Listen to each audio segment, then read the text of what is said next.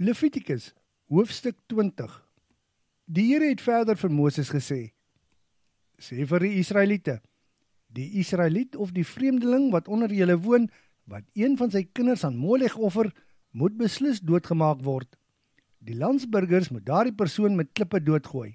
Ek sal teen daardie persoon wees en hom onder sy volk uit vernietig, omdat hy een van sy kinders aan Molech geoffer het, en op die manier my heiligdom en my heilige naam ontheilig het. Indien die volk wegkyk wanneer daardie persoon een van sy kinders aan Molech offer en hom dan nie doodmaak nie, sal ek self teen daardie persoon en sy hele familie wees. Ek sal die man en almal wat saam met hom gestaan het in die saak, wat saam met hom agter Molech aangehoreer het, persoonlik uit die weg ruim midde in sy volk. Indien iemand agter waarseer geeste of voorvadergeeste aanhoreer, sal ek teen daardie persoon wees en hom doodmaak midde in sy volk. Wys julle heiligheid en wees dan heilig, want ek is die Here, julle God. Gehoorsaam my instruksies en voer dit uit, want ek, die Here, maak julle heilig. Die persoon wat sy pa of sy ma vloek, moet beslis doodgemaak word. As hy sy pa of sy ma vloek, rus daar bloedskuld op hom. As iemand by die vrou van 'n ander man slaap, moet daardie man en daardie vrou albei doodgemaak word. Indien iemand by een van sy pa se vroue slaap, het hy skande oor die naaktheid van sy pa gebring. Daardie man en daardie vrou moet albei doodgemaak word, want daar is bloedskuld op hulle.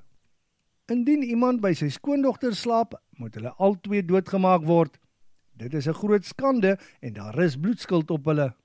Indien twee mans by mekaar slaap en geslagsgemeenskap het, soos wat 'n man met 'n vrou het hulle iets walglik gedoen. Hulle moet albei doodgemaak word, want daar is bloedskuld op hulle. Dit is 'n skande indien 'n man met 'n vrou en haar ma trou. Hy en albei die vroue moet verbrand word. Julle mag nie sulke bloedskande toelaat nie.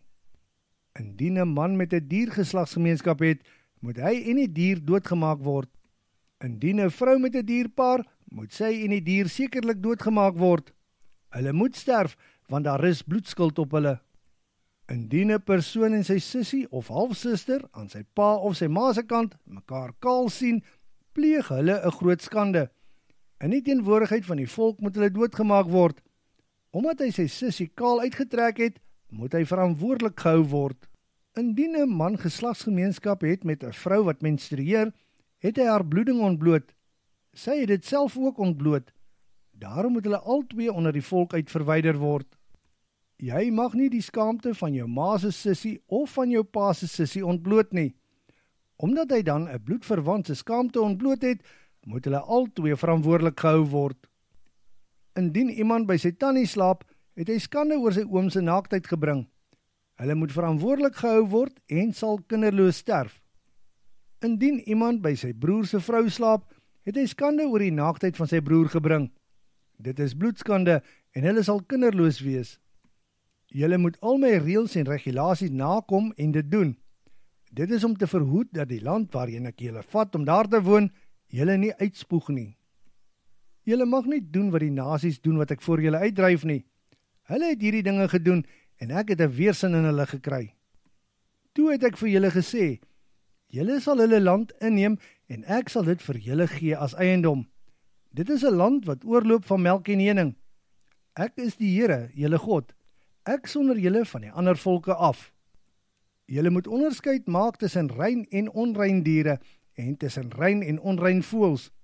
Sorg dat julle nie julleself afstootlik maak deur enige diere, voëls of gediertes wat op die grond rondkruip en wat ek vir julle uitgewys het as onrein nie.